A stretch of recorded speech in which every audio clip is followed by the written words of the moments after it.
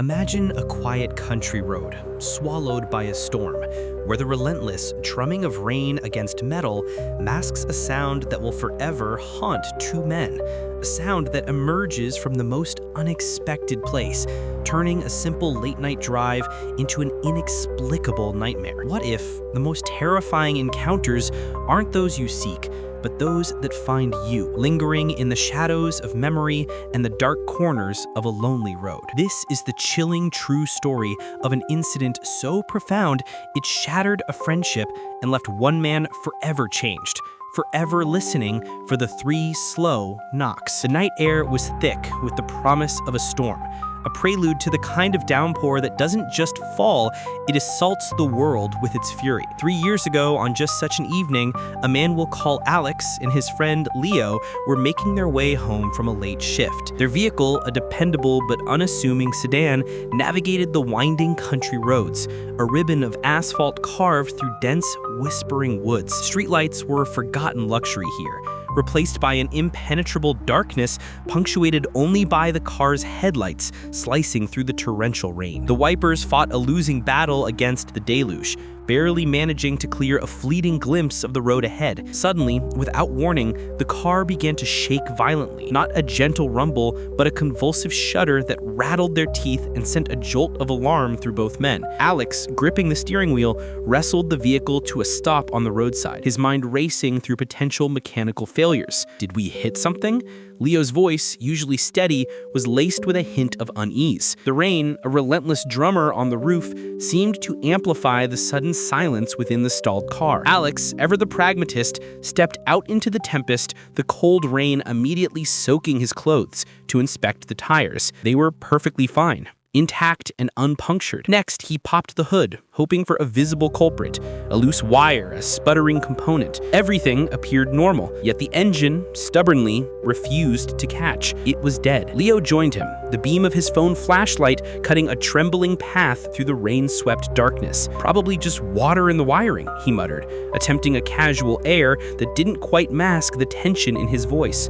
But then, above the rhythmic assault of the rain, a new sound began to emerge. Faint at first, a delicate tap, tap, tap. It grew clearer, more distinct, like a steady, deliberate rhythm. Knock, knock, knock. Alex and Leo exchanged a glance, their faces momentarily illuminated by a distant flash of lightning, revealing wide eyes and a dawning realization of dread. The sound, undeniable now, emanated from the rear of the car, from the trunk. They froze, the world outside shrinking to the confines of their immediate terror. The rain hammered down, each drop a percussive accent to the eerie knocks. Leo, ever the one to diffuse tension with humor, attempted a nervous laugh. Probably a branch or something, he offered, though his voice wavered. But Alex knew better. This wasn't the haphazard tap of a storm-tossed branch. This was intentional. 3 slow, deliberate knocks, a brief pause, then 3 more, a chilling echo in the otherwise overwhelming roar of the storm. Despite a growing sense of dread, a primal instinct to confront the unknown propelled Alex towards the back of the vehicle. His hand, cold and trembling, reached for the latch. Against every fiber of his being, he opened the trunk. It was empty. Just the mundane contents of a roadside emergency kit. A spare tire, a jack, a few rusted tools. A profound sense of relief, tinged with confusion, washed over him. Perhaps Leo was right. Perhaps it was just the wind playing tricks, the rain distorting sounds. He firmly shut the trunk, the metallic thud echoing in the night. But as the sound died, Leo gasped, a sharp, choked sound that snapped Alex's head around. Leo was no longer looking at the car, but past Alex, into the impenetrable wall of trees that bordered the road. Through the rain and the inky blackness, roughly 20 feet away, something was standing there. A person-shaped figure, completely motionless, drenched to the bone, its head tilted at an unsettling angle. "Hey!" Leo yelled, his voice cracking, a desperate attempt to break the unnerving silence that clung to the figure. There was no response, no flicker of movement.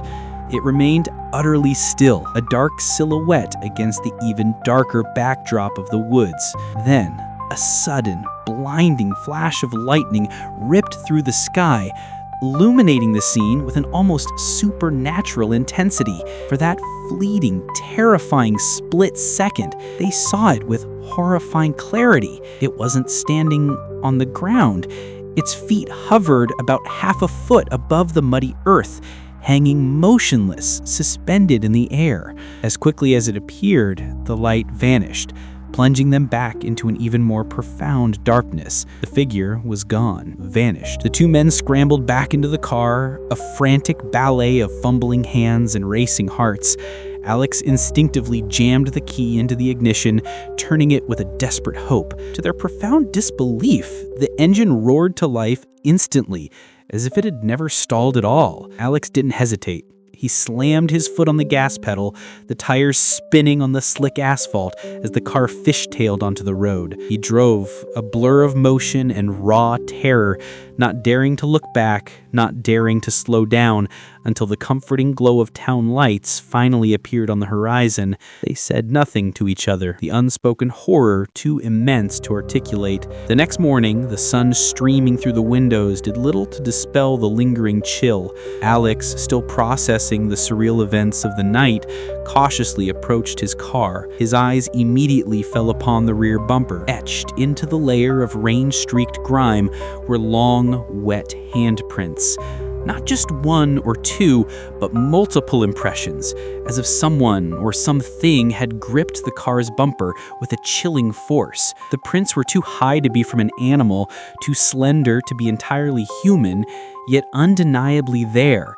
A tangible piece of the night's impossible encounter. They never spoke of it again, the horror too personal, too profound to share, even with each other. The incident created a rift, a silent barrier born of shared trauma. A few weeks later, a text message from Leo buzzed on Alex's phone.